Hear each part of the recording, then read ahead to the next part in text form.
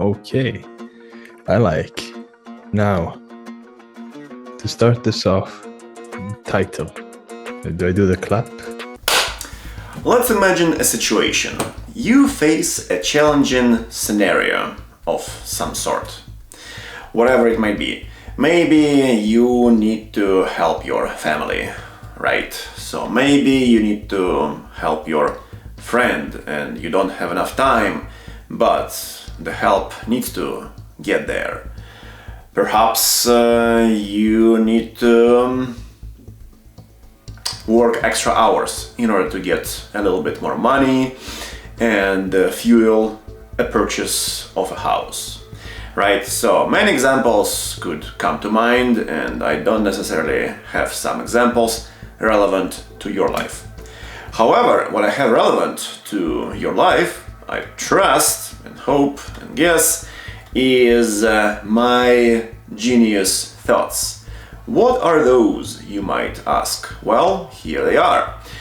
I was thinking, how do I perceive a challenging situation, for example? I have faced quite a bit of them over the past several months, for example, and from the experience, I can say that my initial perception of a given challenge is that I'm scared, I'm overflowing with fear, negative emotions, anxiety, and so on. Lots of negative stuff that comes for free, actually, so that's maybe not the worst thing to have. And then I think about this. Okay, well, I have all those negative things that kind of attack me from all sides. But at the same time, I have to work around or with and against this challenging situation, because if I don't solve it, then the consequences will be like really bad.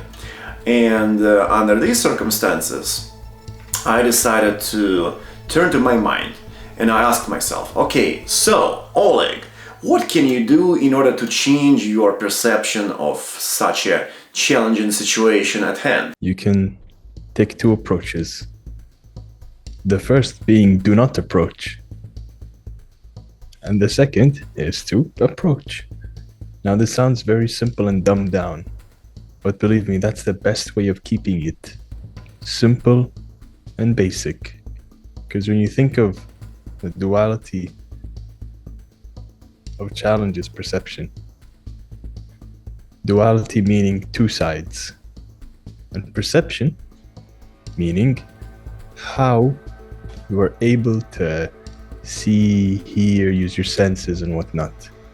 When you're faced with a challenge, the thing is it's unfamiliar, or maybe it is familiar. Regardless, it's a chance for you to prove something. Now, are you going to take the first approach, which is do not approach, or take the second approach and give it a shot? Go at it. My answer was, okay, I need to become productive, so to say, and constructive when I think and deal with this situation. I need to drop the fear and instead I need to substitute it with something. What can it be? So maybe it's gonna be the sense of courage, right? So that's a good sensation to have, and it helps in a lot of cases in life. Be that waking up early and going for a run, or getting into the cold water, cold shower, or maybe talking to some audience, right? Whatever it may be. So I decided to be constructive about this thing, and then I weaponized myself with a sense of courage, which I kind of induced artificially in my mind.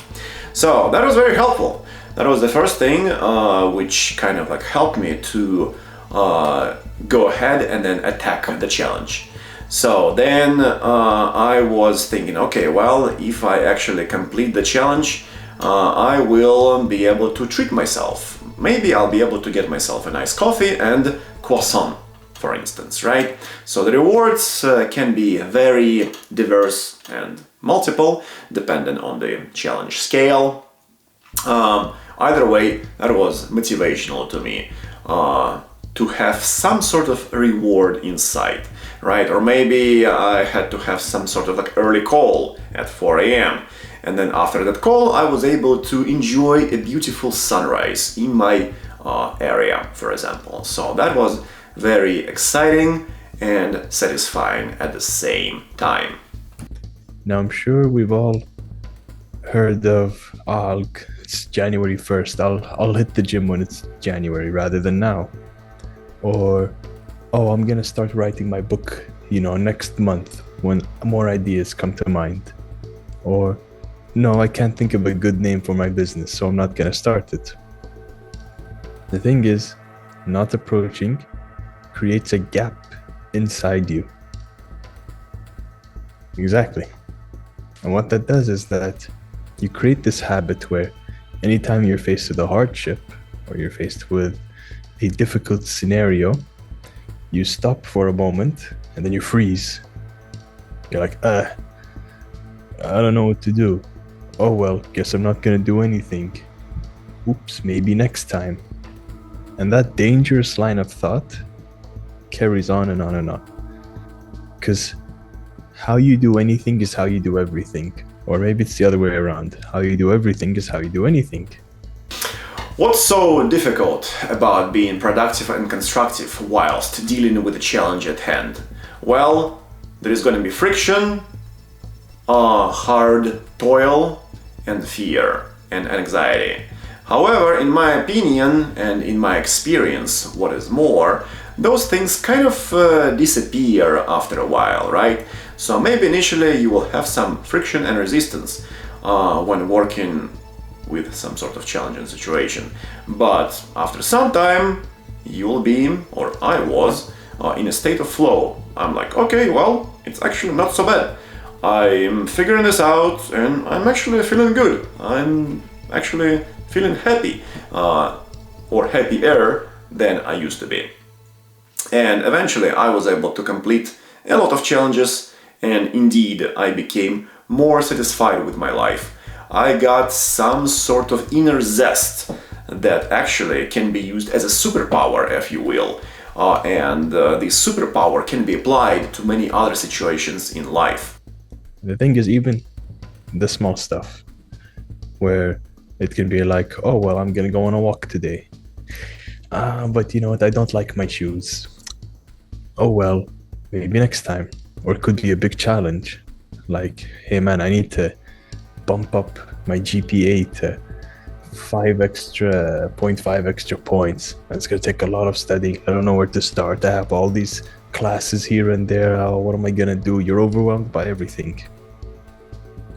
Think of yourself as a conqueror trying to attack a castle. It can't be done in one step. It's not just take over this castle over here. It's mine now. No. All right, where are the weaknesses? Where are the points of attack? Where do I need to defend myself so I can carry this attack forward? Are there checkpoints? Places where we can stop, regroup, refocus, and then revitalize efforts? Maybe plans need to change. Maybe they need complete scrap. They need to create a new plan. These things happen. But when you keep in your mind, oh my God, there's just so many things going on at once, then nothing is going to get done. Instead, take the first step. Maybe you'll be able to tackle some tasks which do not have to be necessarily completed, but if you complete them, you will significantly improve your life quality. Okay? So, and then to attack those tasks, I was able to use the superpower after accomplishing my challenges. And I was applying the superpower to complete the tasks which I must not complete necessarily to survive, but if I complete them, then I will feel better. And this way I was able to rack up some more points of life experience and unlock levels which I could not access before. The worst thing that can happen is the regret of not trying rather than failure. So think of that next time you're faced with one or maybe many challenges. And I know this sounds very broad. Challenge. What can be a challenge? A challenge can be anything to like, oh, this food is too spicy. It's spicy now. How am I going to eat it? Versus, oh no, my life is falling apart. These are two drastically different challenges. But this may sound stupid. A similar method of thinking can be used to tackle them. They're going to have different actions, obviously. But picking the first option, which is do not approach, keeps you exactly where you are. Now think of that with this little nugget of wisdom and see what you can come up with. Is there anything you try differently? Is there anything that you keep in mind and how you tackle your challenges? Write that down below. Do not hide from challenges, face them, and after the initial period of friction and very hard toil, you'll be able to conquer them. Let's go and win. A little, or maybe big, who knows? The simplest methods are always the most effective because they are straight to the point. Whatever challenges you are facing, whatever hardships you are encountering, a simple approach is all you need. Dumb it down and attack. Keep hacking the life.